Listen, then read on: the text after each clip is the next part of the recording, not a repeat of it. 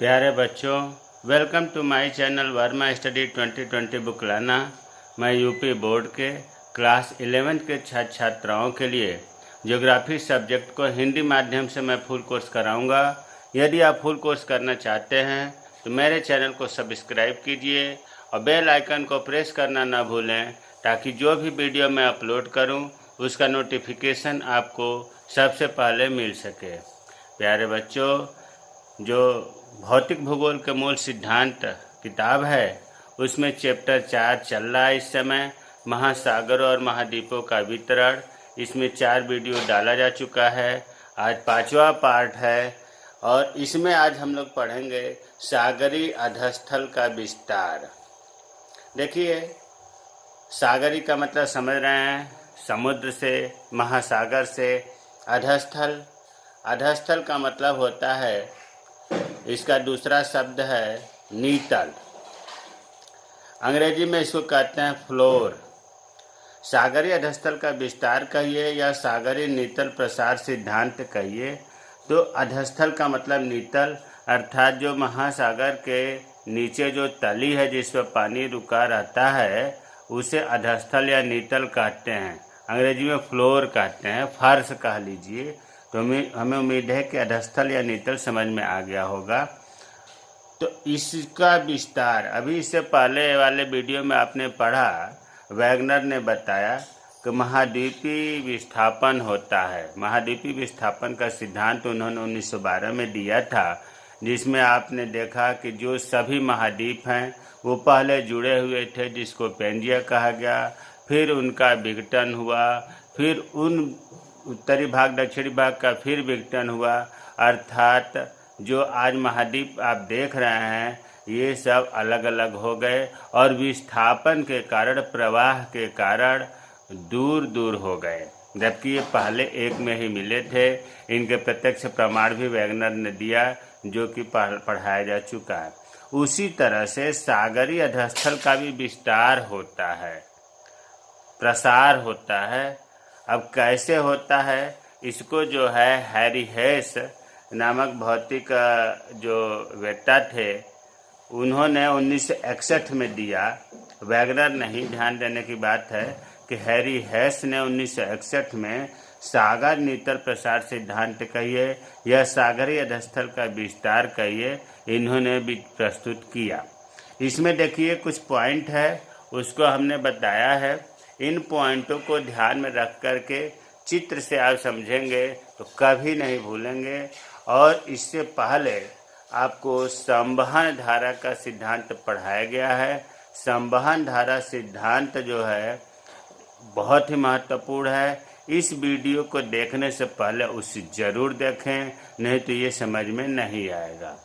संवहन धारा सिद्धांत से महाद्वीपों का विस्थापन होता है, उसी तरह से संवहनी धाराओं से सागर का जो नीतल है उसका प्रसार होता है।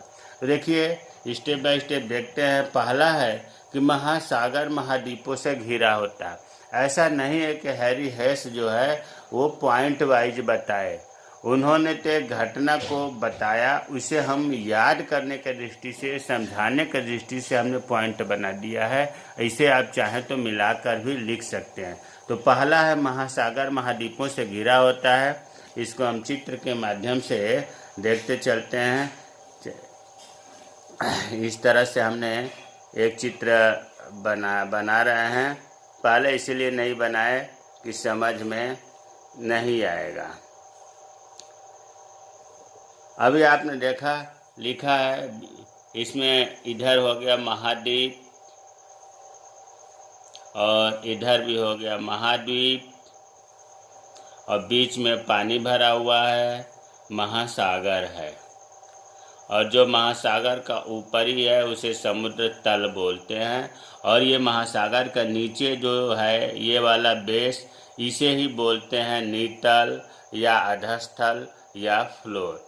तो पहला पॉइंट आपका हो गया कि महासागर महाद्वीपों से घिरा है। इसका चित्र हमने बना दिया, बीच में महासागर और दोनों ओर महाद्वीप बना दिया। और दूसरा पॉइंट देखिए, बहुत महत्वपूर्ण है कि महासागर के नीतल पर जो उसका पेड़ा है या जो उसका तल है, नीतल पर संबंधी धाराएं आकर टकराती हैं। महासागर के नीतल पर, जिसको अधस्थल बोलते हैं, संबंधी धाराएं आकर टकराती हैं और दुर्बल बना देती हैं, और संबंधी धाराएं दाएं बाएं गति करती हैं। बार बार टकराने से महासागर का अधस्थल कमजोर होकर टूट जाता है या टूट जाएगा। अब इसको चित्र में देखो। अगर ऊपर की बात आपको नहीं समझ में आ रहा है तो यहाँ समझ लेंगे तो खूब अच्छी तरह समझ में आएगा। देखिए, आपको बताया गया कि महासागर है, इधर महाद्वीप है, और यह भी आपको पता है कि महाद्वीप के नीचे या पृथ्वी के केंद्र में कोर होता है। Core, CORE। कोर जो है बहुत गर्म होता है। यहाँ पर तापमान बहुत ज़्यादा होता है।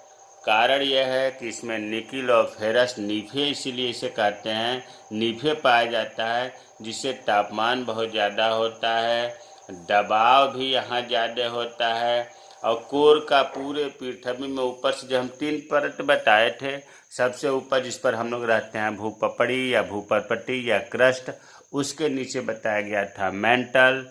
मेंटल 2 प्रकार का होता है, ऊपरी मेंटल, निचला मेंटल। ऊपरी मेंटल, और यहाँ अगर हिंट हम दे दें तो आपको बताया गया था भूपरपट्टी, उसके बाद नीचे उसके बताया गया था मेंटल, और उसके नीचे बताया गया था कोर। भूपरपट्टी और मेंटल 2 भागों में बटा है, ऊपरी मेंटल, निचली मेंटल। ऊपरी मेंटल और भूपरपट्टी मिलाकर स्थल मंडल कहते हैं। ऊपरी मेंटल को दुर्बता मंडल कहते हैं। उसी तरह से कोर 2 भागों में बटा है, बाह्य कोर, आंतरिक कोर। बाह्य कोर द्रव होता है, आंतरिक कोर ठोस होता है जो बहुत गर्म होता है, और बाह्य कोर से ही मैग्मा ज्वालामुखी के समय निकलता है। ये पिछले वीडियो में बताया जा चुका है। अब हम ये कह रहे थे कि कोर का तापमान बहुत ज़्यादा होता है, दबाव ज़्यादा होता है। इससे पहले संवहन धारा सिद्धांत में बताया गया था कि ये जो कोर है, इसके चारों ओर रेडियो एक्टिव पदार्थ का जमावड़ा होता है, अर्थात रेडियो एक्टिव की हिंदी होती है सक्रिय। रेडियो एक्टिव पदार्थ का जमावड़ा होता है। इसमें आपका थोरियम है और यूरेनियम है, कैडमियम है। ये रेडियो एक्टिव पदार्थ हैं। प्यारे बच्चों, जब इस कोर के चारों रेडियो सक्रिय पदार्थ होता है और अंदर बहुत गर्म है, तो इनसे ये रेडियो एक्टिव पदार्थों में विघटन होता है, और विघटन होने के बाद इनसे, देखो यहाँ 2 रूप कह सकते हैं। विघटन होने के बाद यहाँ से ऊर्जा निकलती है, और ये ऊर्जा जो है, जब मेंटल, कोर के ऊपर मेंटल होता है, मेंटल में तापीय भिन्नता, तापीय विषमता होता है, जिससे ये संवहन धारा में बदल जाती है। अगर इतना आप नहीं याद कर पा रहे हैं तो ये कहिए कि रेडियो एक्टिव पदार्थ के कारण संवहन धाराओं की उत्पत्ति होती है, और ये संवहन धाराएं जब ऊपर जाती हैं और ये जो महासागर का नीतल है, ये वाला भाग, इससे टकराती हैं। बार बार टकराने से ये यहाँ का जो नीतल है, अधस्थल है, फ्लोर है, वो कमज़ोर हो जाता है। किसी चीज़ को बार बार धक्का दोगे तो कमज़ोर तो हो ही जाएगा, ये कमज़ोर हो जाता है। अब यहाँ 2 स्थिति होती है।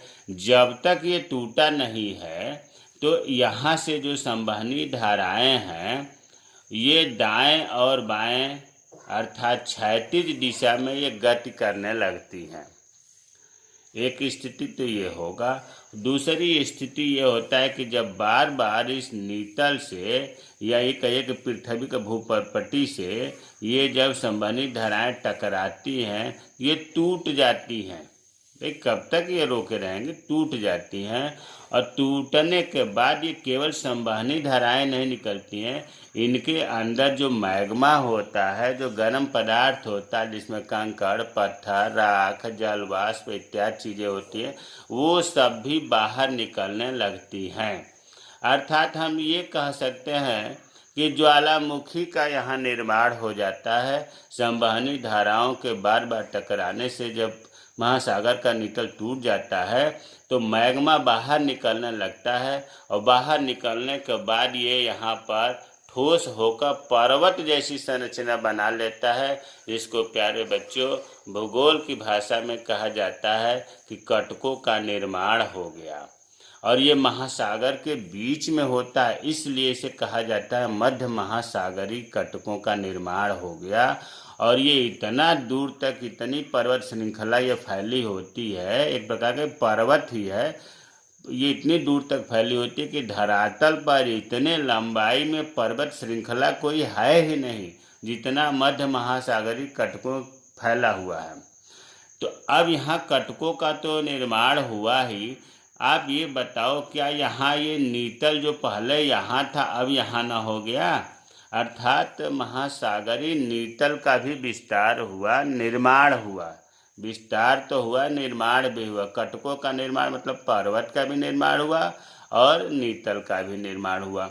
अब देखो जब ये दरार हो गया, यहाँ ध्यान दो हमारी बातों को, जब दरार हो गया तो इसमें भी मैग्मा भर गया, और मैग्मा जब धीरे धीरे ठोस हो गया तो ये मैग्मा इधर के नीतल को इस साइड में ढकेलता है, और ये बीच का जो ठोस मैग्मा है वो दाहिने साइड के नीतल को ढकेलता है।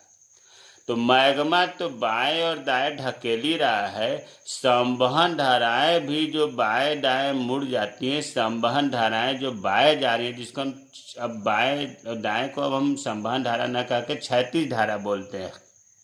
क्षैतिज धारा, क्योंकि क्षैतिज दिशा में ये मूव करने लगी, तो ये क्षैतिज धारा जो है ये भी इसको इधर खिसकाने में, विस्थापन करने में सहयोग देती हैं। दाएं वाली क्षैतिज धाराएं दाहिने तरफ खींचती हैं महासागर के नितल को, बाएं वाली क्षैतिज धाराएं दरार के जो बाएं हैं उसको बाएं खींचती हैं। अर्थात ये जो दरार है यहाँ बढ़ता जाता है। अब ये जो क्षैतिज धाराएं हैं दाएं बाएं जब मुड़ जाती हैं, यहाँ से जब चली थी तो बहुत गर्म थी, और ऊपर जा करके धीरे धीरे ठंडी होने लगी, और दाएं बाएं आकर के पूरी ठंडी हो गई, और फिर ये नीचे आने लगती हैं। प्यारे बच्चों जब क्षैतिज धाराएं हैं ये ठंडी होकर के नीचे आने लगती हैं, और जब ये नीचे आती हैं तो यहाँ एक बल कार्य करता है जिसको कहते हैं संपीड़न बल।